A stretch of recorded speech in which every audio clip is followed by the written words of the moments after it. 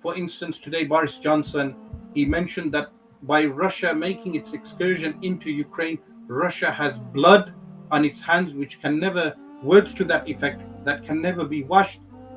These are hypocritical statements because all countries have blood on their hands, but some countries have more blood than others.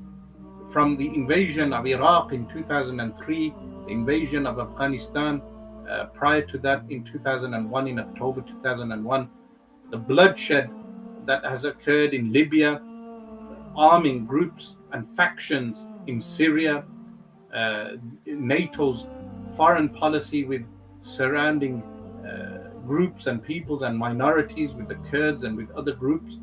All of this gameplay, this chess that all leaders without exception, maybe there are a few exceptions that do not come to mind, have blood on their hands.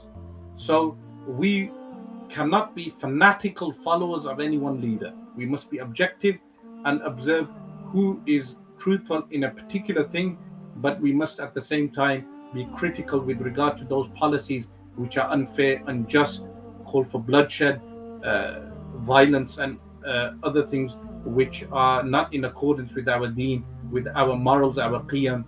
We ask Allah subhanahu wa ta'ala to enable us to face the oncoming tribulations with at-taqwa, which is what? God-fearing, meaning piety, outwardly and inwardly. We ask Allah subhanahu wa ta'ala to increase us in our tawakkul and our reliance on Allah subhanahu wa ta'ala. There are guidelines in terms of how should we prepare if war does occur, meaning a world war. I've mentioned this previously and I will mention again. People should invest firstly in gold. Now, when I mentioned this many years ago, there were people saying this is bad economic advice. Today, the gold prices have skyrocketed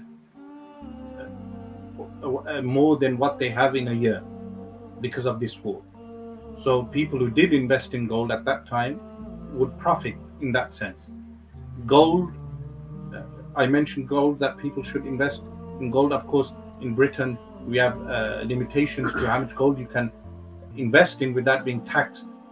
But then the energy companies hold us, meaning serfdoms or peasants have not gone away.